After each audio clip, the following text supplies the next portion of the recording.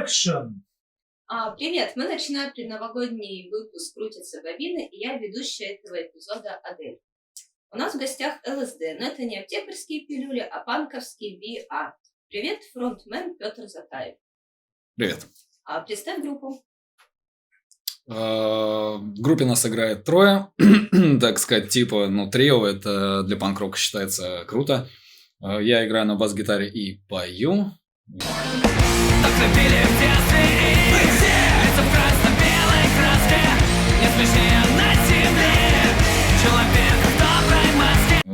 Тарик, наш гитарист, сегодня будет вечером, кстати, на концерте наших друзей. И Сань, барабанщик. Все. Супер. Ты пробовал лучший самый день? Если да, то какой он был? Лучший самый день? Пробовал. Это интересно. На вкус? Нет, не пробовал, но, наверное, обязательно попробую теперь и надеюсь, что это будет прикольно. Если брать ЛСД, почему Люси сидит дома, переводит доллары на рубли?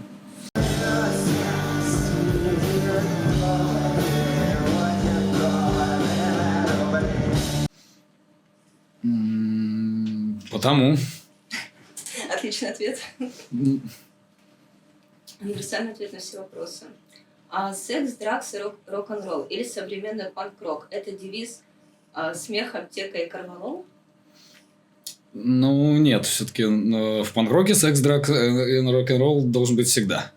Карвалол, возможно, как-нибудь попозже это случится, но по идее, если первому правилу следовать жестко, то до карвалола просто дойти не должно, я так думаю.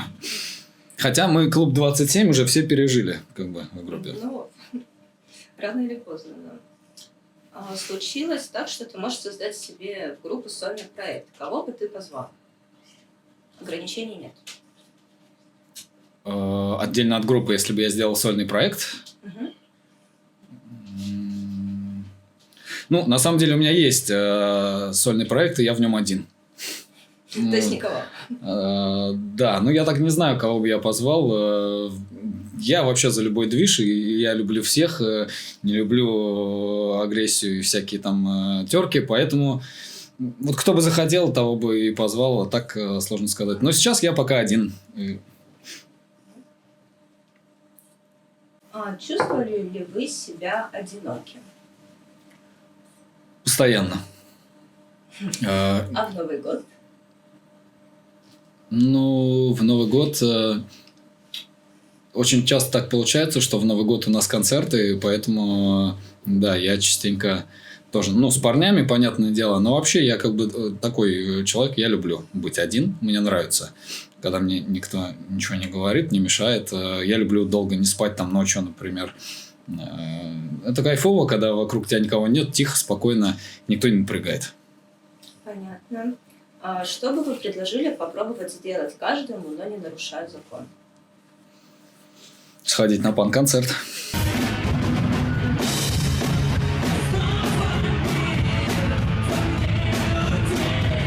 Предстоящий выход альбома. Когда и о чем он будет? Мы сейчас, в данный момент, записываем EP. EP – это типа маленький альбом. В него войдет сейчас 3 песни. И планируем... У нас сейчас какой год? 2022. Вот в 23-м году мы планируем выпустить 3 EP-шки. Не делать альбом, сделать 3 EP. Первая, которая прямо сейчас пишется, она у нас будет... такая типа разноплановая, даже не знаю. Вторая будет танцевальная. Мы такие вообще панки, которые любят танцевать. И потом добьем все это панк-рокерской епишкой жесткой. Чтобы никто не сказал, что мы стали слюнтяи, и не панки. Ты раним? Очень. Я могу обидеться очень быстро вообще на любую мелочь. Правда, я могу быстро разобидеться, но меня очень легко обидеть, но могу и не разобидеться. И могу очень долго... Легко отходчиво. Легко отходчиво. Не всегда, но в целом да. Смотря какой контекст был. Но в целом да, очень раним и очень долго переживаю по любому поводу. Не знаю, так вот. Почему именно панк-рок, а не гранж? мне нравится панк-рок. Я слушаю... Я вообще как бы очень такой скудный в плане музла, но все, что я слушаю, это все панк-рок. То есть я там, знаешь, не люблю, типа, там вся планета тащится там от Металлики, например. Вот мне, не нравится Металлика. Вот просто вот, не нравится. Там... Мне очень нравятся малоизвестные панк-группы, которые, наверное, даже никто никогда не услышит, и, скорее всего, они распадутся, ничего не выпустив, там, кроме пары песен. Ну, я люблю слушать вот такое всякое говно, типа, которое никто не знает, не знаю, мне по приколу. Поэтому только панк-рок. Понятно. Разбивал ли ты аппарат на сцене в стиле Нирваны?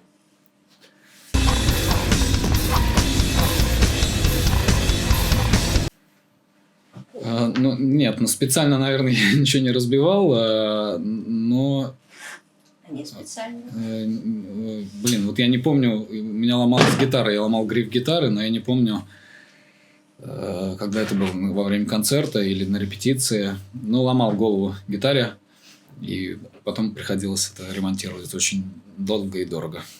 Понятно. Поэтому, наверное, больше не хочется, да? Ну, не хочется, да, как бы так бывает. Но специально нет, специально мы ничего не ломаем, потому что весь аппарат, который мы возим с собой, он наш. Мы его купили за свои деньги. Если чужой, пожалуйста, я с удовольствием как бы. Да, чужой не жалко.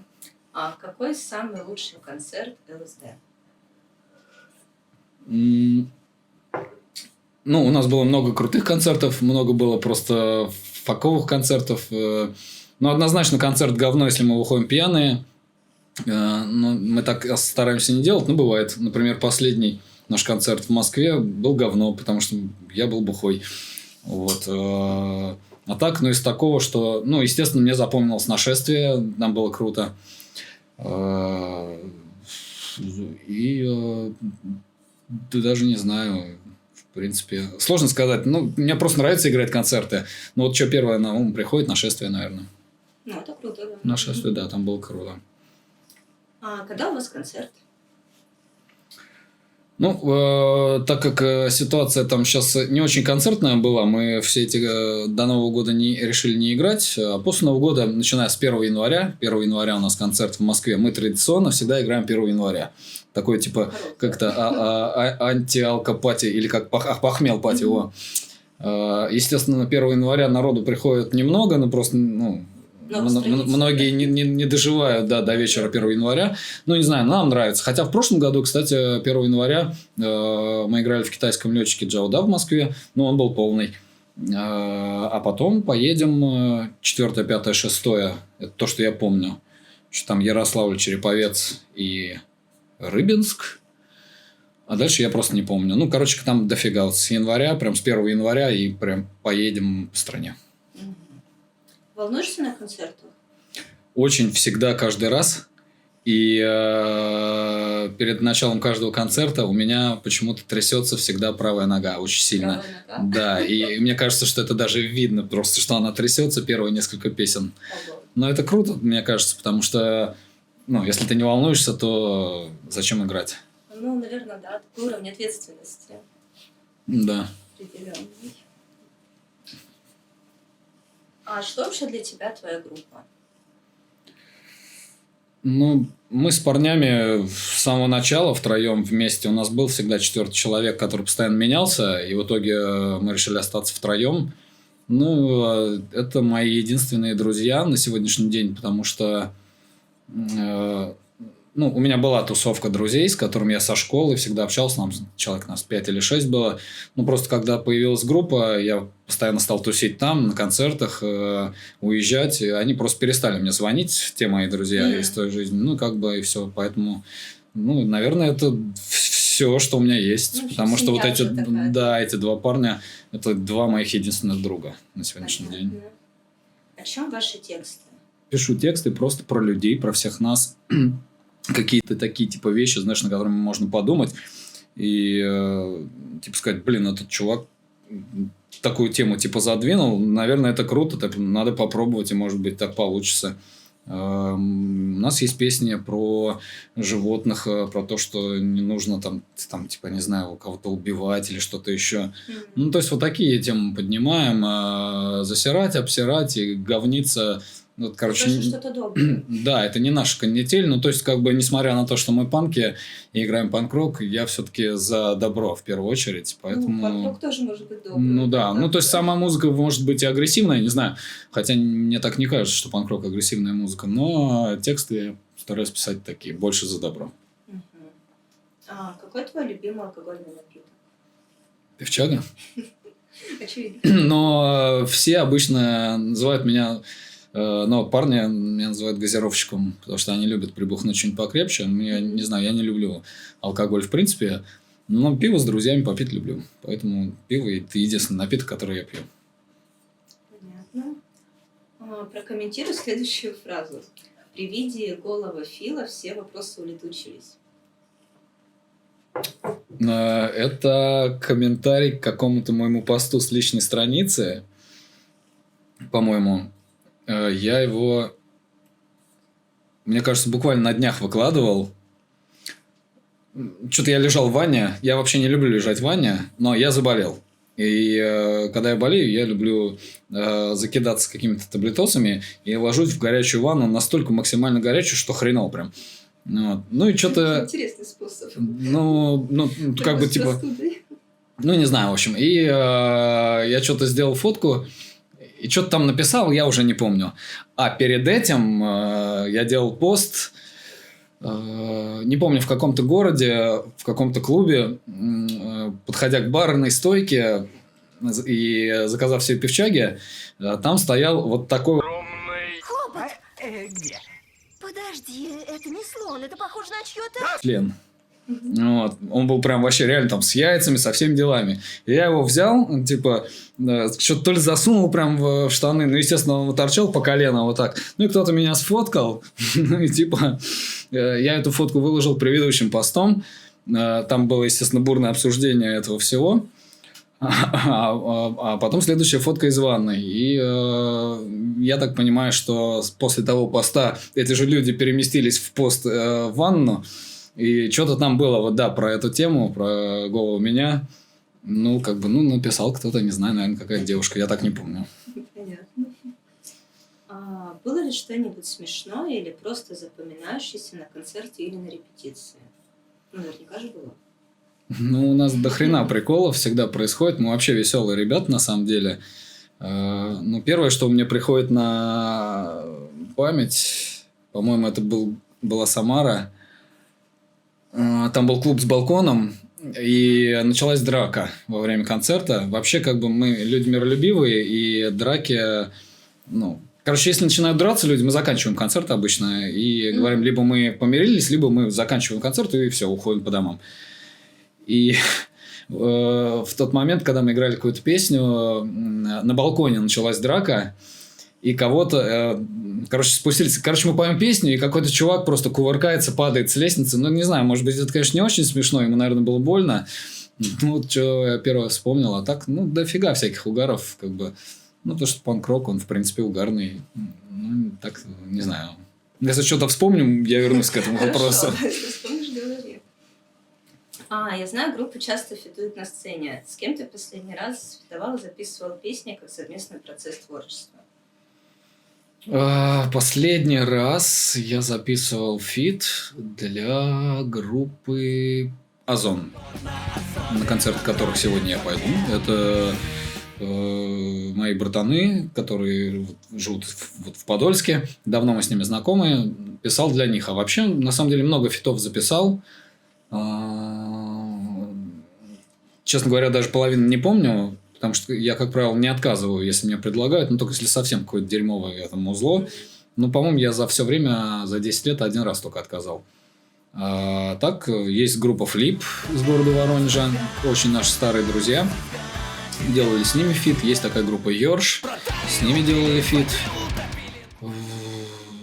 И что-то я даже не помню. Есть одна группа из Кирова, Aaron Souls называется. Я записал им песню, но они ее не выпустили.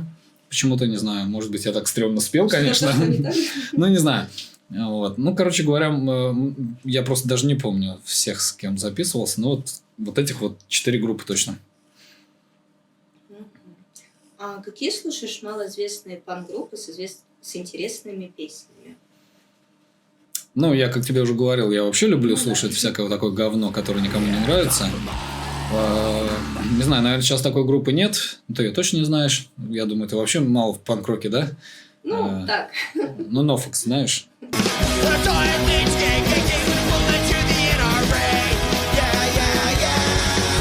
Нет. Ну, если Нофекс не знаешь, точно, значит, в панк-роке не разбираешься. Все плохо. Ну, вот. Не, ну сам 41 хотя бы. Тоже не знаю. Ну ладно, окей. Была такая группа 0,33 миллилитра. Думаю, что их сейчас нет, но вот кайф, мне нравились они. Есть такая группа в Питере, кстати, очень классные ребята, вот наверняка. Мне кажется, девчонкам понравилось. Послушай, группа Панда назывались они раньше, а сейчас они называются, у них какое-то стрёмное название, они переименовались, хрен запомнишь. Ну, короче говоря, они играют панк-рок, такой, типа, знаешь, про любовь, мелодичный и быстрый. Блин, очень кайф и очень крутой вокал. Прям вот для девчонок, вот, мне кажется, все девчонки бы отдались этому парню, вот, который поет. Вот. Ну, много таких групп, так просто всех не вспомнишь. Но мне нравятся андерграундные команды, которые неизвестные, которых нет на радио, потому что там, как правило... такой, типа, знаешь, по-честному. Специально никто не пишет песню, вот, чтобы ее взяли на радио. Вот. Там как-то по чесноку в панк-роке это ценится. И поэтому мне нравится слушать такие группы, которые малоизвестные или подпольные, то есть такого плана. Записал бы фит с Кафтерманом вашей песни? Или его? Или на чужие стихи? Если да, то какой стиль? Ну, стиль понятно, мы бы сделали свой. Почему нет? Записали бы без проблем. Если есть материал и крутая дружбанская обстановка, почему бы не сделать?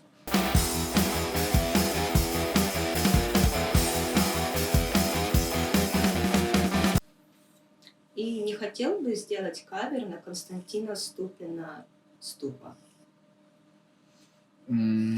Честно говоря, так как я все-таки больше по андерграунду, я даже не знаю, кто это такой. Втираешь мне какую-то дичь. Но если песня хорошая, почему бы не сделать, как бы, да. По ночам путаю следы собакам, по ночам кто-то трахается раком, по ночам кто-то пьет мартини в баре ночь темна, а я играю в этом баре на гитаре. Вот. А так, мы с удовольствием участвуем. Вот буквально этим летом мы, допустим, поучаствовали в трибьюте питерской группы.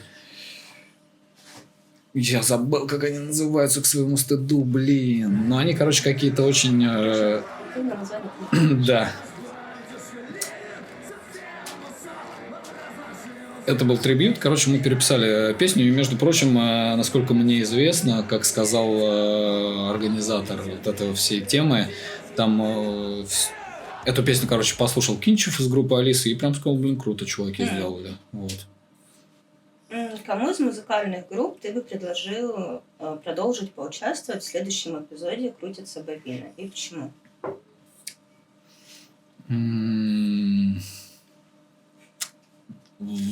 Вот это хороший вопрос. Сложный? Сложный, да. Ну, как бы я много кого знаю, но...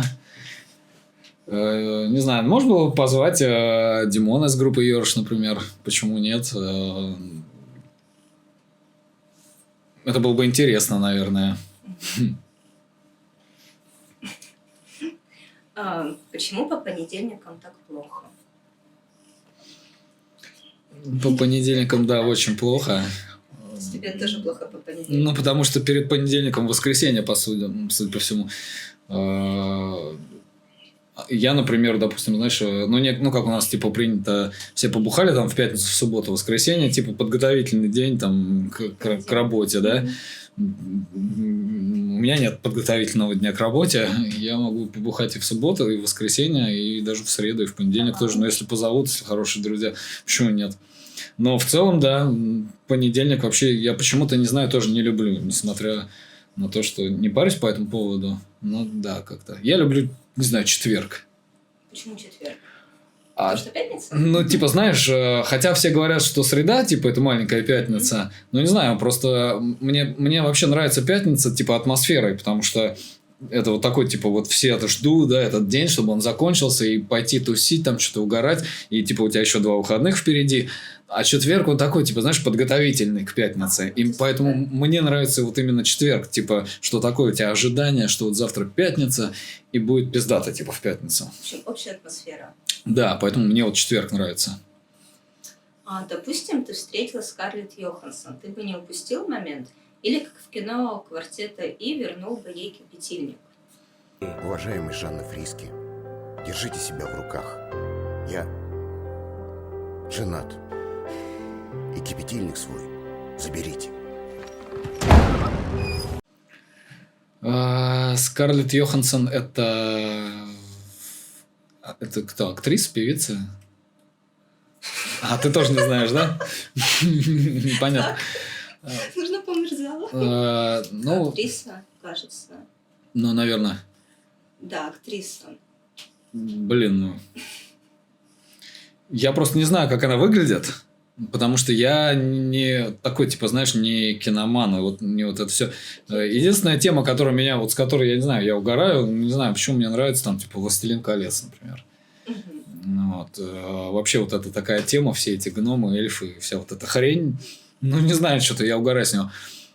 Скарлетт Йоханссон, как бы, блин, ну вот если она блондинка, например, я бы ей кипятильник вернул. Мне почему-то кажется, она не блондинка. Ну, я не знаю точно. Ну, я тоже не знаю, как бы. Ну, в общем, если так вот разобраться, короче, я блондинок не очень как бы люблю. Вот, поэтому я прям вот торчу с брюнеток, например. Ну, вот реально. Поэтому, если бы она была блондинка, то точно вернул бы кипятильник. А если бы брюнетка, ну, не знаю, посмотрим. Там еще... Подумала. Да, ну, может, она не зашла бы мне, ну, я не знаю. Это раз, а во-вторых, еще надо, знаешь, с какой темы отталкиваться. Я так понимаю, что она, типа, ну, крутая телочка. Ну, вот. судя по всему, Ну, да. скорее всего, да. А я тупой панк-рокер со стрёмным ебалом и еще более стрёмной прической. Как бы, и мне кажется, телкам такие как бы не нравятся типажи. Поэтому, скорее всего, наверное, бы она послала меня нахер. Ну, я так думаю. Ну, ладно. Ты пошел на ночь к девушке, но встретила в ее постели Деда Мороза. Твои действия.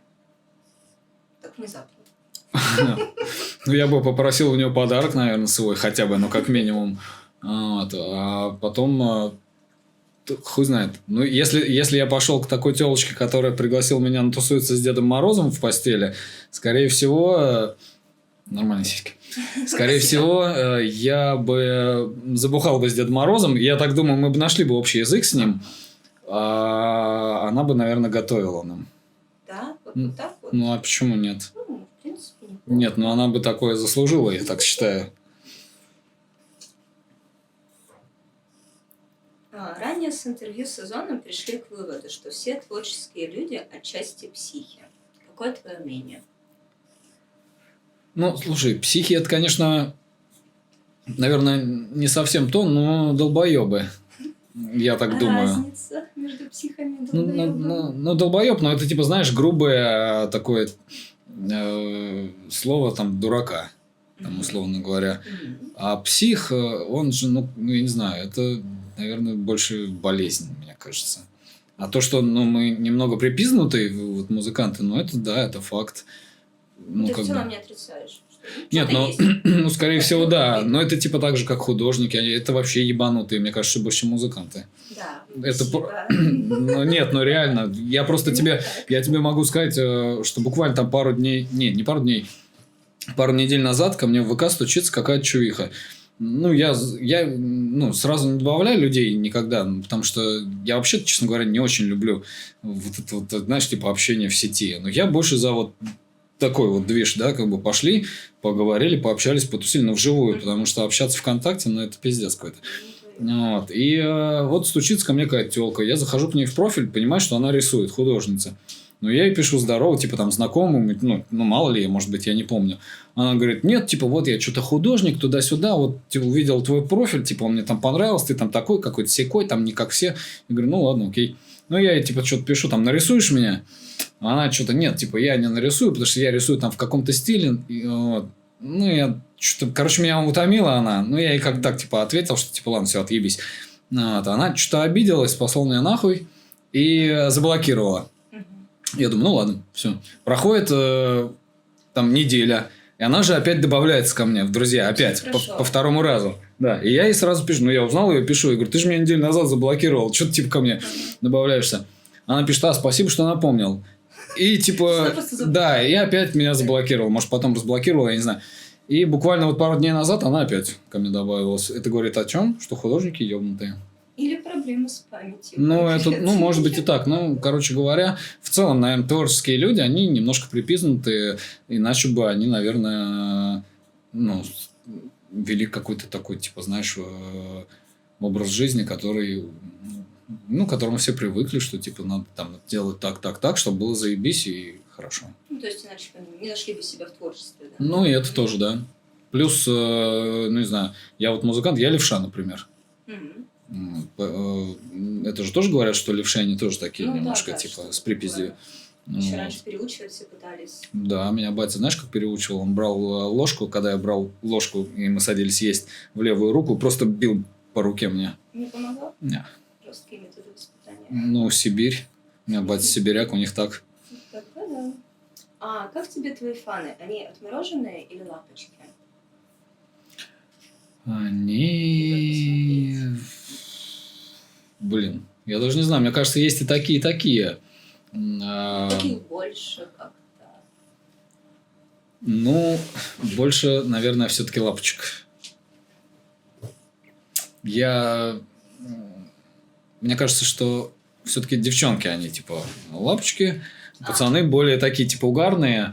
И сейчас, мне кажется, на наших концертах больше девчонок. Хотя я больше люблю, когда парни на концертах. Почему? Угарней, веселее. Но все-таки панк-рок, я считаю, для парней в большей степени. Не то, что я, типа, как это называется, не сексист или сексист, как, типа, когда ты, типа, да, там, против тёлок. Ничего против не имею, тёлки кайф. Вот. Но просто парни, они реально угарнее, потому что, ну, немногие девчонки там могут там поучаствовать в слэме, да, или бегать там Circle Pit, это, знаешь, ну, по кругу. Да.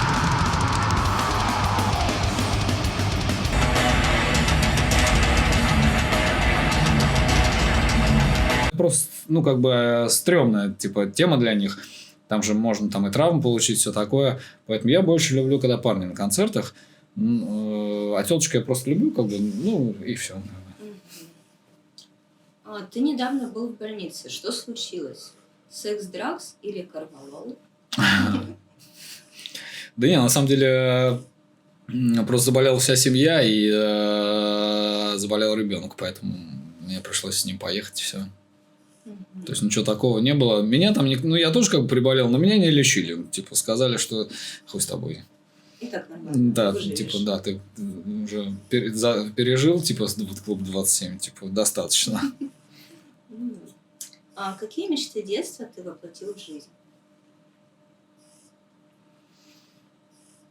Блин, вот это вообще очень сложный вопрос, потому что я чуть даже не знаю, какие у меня были мечты.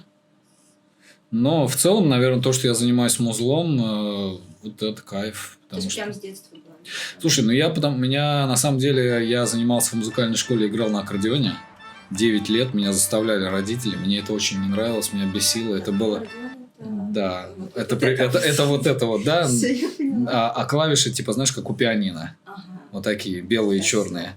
Вот. 9 лет, и, кстати, круто играл, но мне это не нравилось. И когда закончил, примерно через год сам пошел же в итоге в эту музыкалку на гитару заниматься. Поиграл полгода, научился играть аккорды, чтобы девчонок во дворе типа развлекать. Ну и все. Как бы, ну и дальше понеслась вся вот эта канитель, панк-рок, все дела. Ну, мне нравится, кайф. Когда был маленький, сверстники обижали за внешний вид? Ну, на самом деле, панк-роком я увлекся в 2000 году. То есть, мне уже тогда было, получается, там сколько, 15, наверное, или 16 лет. До этого я не ходил там с ирокезом там, или всякое такое. Вот. То есть, особо не отличался? Ну, в целом, да. А потом, в 2000 году, это же был расцвет скинхедов, футбольных фанатов. И так получилось, что я не знаю точнее, как так получилось, но в своей вот в этой тусовке я был один панк, а все остальные были бритые. И как бы это, конечно, тоже как-то так выглядело, типа, там, знаешь, мы там ходили, тусовались, там идет там 15 скинов, там фанатов, и я там один с ирокезом. Вот. Но в целом это было удобно, типа такой, знаешь, я чувствовал себя такой под защитой, как бы. То есть, потому что если... То есть, они часто ходили со мной, ну, то есть, мы же были друзья, несмотря на то, что у нас были разные, типа, взгляды. И они часто ходили со мной на панк-концерты, и когда ты выходил с панк-концерта, ну, то есть, любой панк-концерт в те времена накрывался скинами, и все панки получали пизды конкретных. То есть, там были и поножовщины, и все такое. Вот. А я выходил с концерта, там, ну, понятно, что не все, там 15 человек там ходили. Ну, как правило, 3, 4, 5, вот мы там в пятером, шестером ходили. И я шел всегда там в окружении там 5 бритых, поэтому, типа, пизды после концертов я не часто отхватывал. Но бывало, но это было удобно. Вот. Ну, они меня как бы, они не угорали, на самом деле, надо мной в том, что я типа панк, а они бритые. И наоборот, в их тусовке у меня была кличка Совесть. Потому что я, ну, как бы такой очень добрый, миролюбивый человек. И мне не нравилось, что они постоянно с кем-то пиздятся и кого-то бьют. И я им постоянно, типа, ну, знаешь, условно говоря, они стоят, кого-то бьют, а я им говорю: парни, блин, не надо. Вот. Ну, то есть, например... Делайте плохо, да. Да, типа такого. Вот. И кто-то... Ну, в итоге они мне дали кличку Совесть. И когда я приходил на какую-то тусу, всегда это было вот так: о, пацаны, совесть пришла. Все, сегодня типа не деремся. Типа того. Скучно, да? Да, будет скучно. Вот. Ну, так как-то. Есть ли у вас какие-нибудь ритуалы перед выступлением? Ну, особо ритуалов нет у нас в группе. Но одно время, я не помню, в каком-то городе нам подарили мягкую игрушку. Не знаю даже, где нашли, но это реально очень кайфовая, качественная игрушка. Прям такой панк с ирокезом. И мы назвали его Иван. И он гонял с нами несколько лет по всей стране. И я его всегда брал и сажал на свой усилитель на каждый концерт. Вот. Ну и потом, естественно, он там уезжал с нами дальше. Ну, это, конечно, не ритуал, но с нами ездила мягкая игрушка в виде панка, которого зовут Иван. Ездила? Что с ним случилось?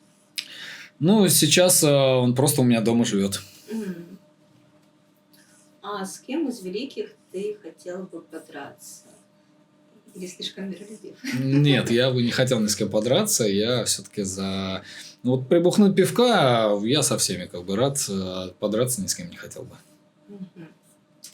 Веришь в вещи и сны?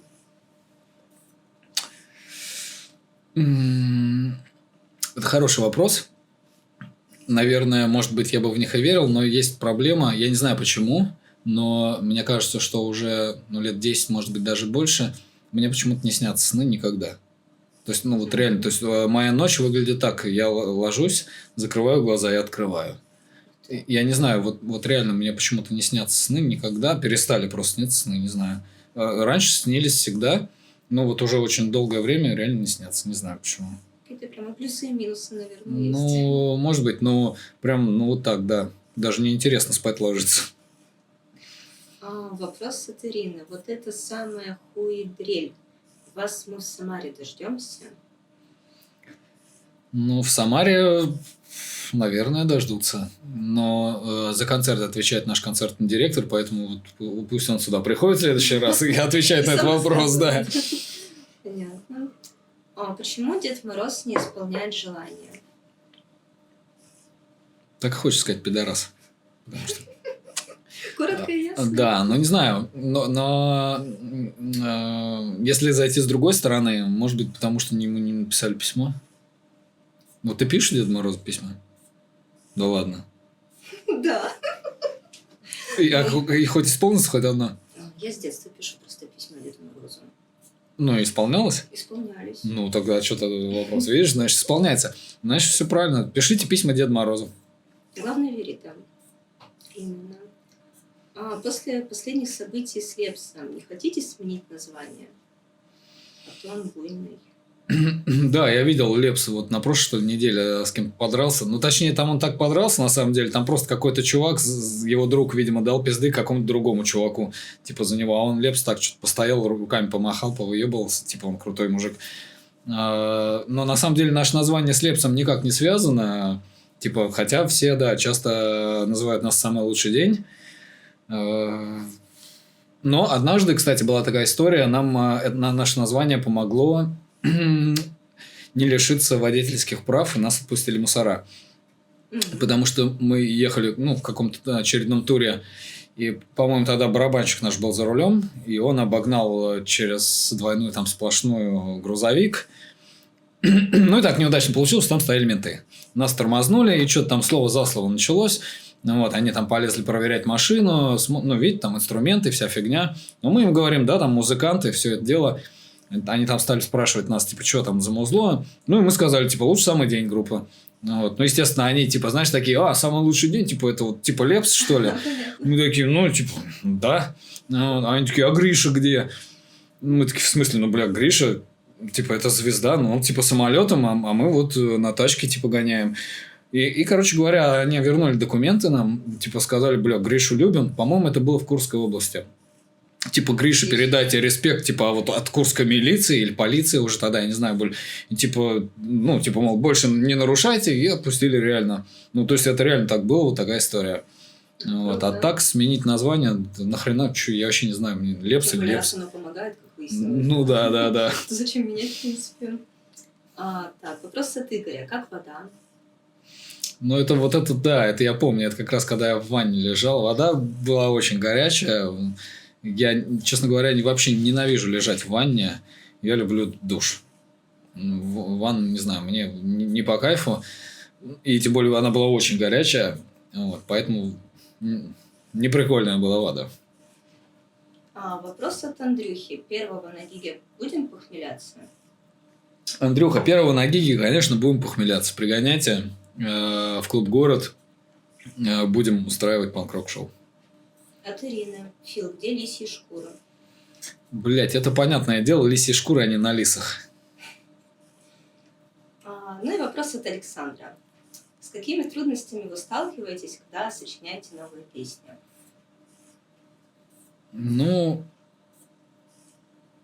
У меня такой, типа, знаешь, очень простой рецепт. Чтобы написать песню, мне нужно, чтобы мне было плохо. В плане, я имею в виду, такого, типа, знаешь, эмоционально. Я, в принципе, такой замороченный чувак, типа, там, знаешь, как мы уже с тобой говорили, там, меня там легко там обидеть, например, да, и я такой в плохом настроении могу пребывать очень долго, там, не знаю, там, то есть, это не день, не два, там, я могу неделями просто пребывать в какой-то апатии, но в этот момент я могу написать что-то. Типа, у меня рецепт такой, это плохое настроение, вот такое какое-то стрёмное, да, обязательно ночью, я всегда пишу ночью,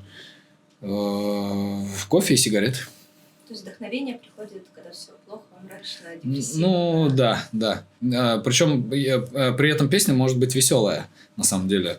Но само типа, знаешь, когда тебе пиздато, грубо говоря, ты пришел такой домой, тебе кайфово, что-то там, типа, чемпионат мира по футболу идет, ты такой, пойду пивка возьму сейчас, да, футбольчик посмотрю. Какую песню писать? Потому что тебе неохота ничего делать, тебе кайфно. А когда тебе плохо, и тебе не хочется никого видеть, ни с кем разговаривать, и все такое, то это самое время написать песню. Понятно. Ну что ж, это были все вопросы. Спасибо большое за ответы. Пожалуйста, мне было приятно, кайф. Браво. Панк-рок. Все! У тебя, значит, тоже такой, типа, тик в ноге. Не знаю, у меня просто правая нога. Кстати, мне бывает, что чисто вот так вот надо вписываться. Не, у меня пипец просто. Когда каждый концерт, жесть. И мне еще кажется, что это видно, потому что у меня опорная левая, вот я стою, а вот это вот так вот примерно выглядит. Мне кажется, это прям видно, не знаю, так беспонтово. Но это, как правило, типа, знаешь, там первые 2-3 песни, а потом проходит. Но на самом деле это кайф. То есть это, знаешь, не насрать.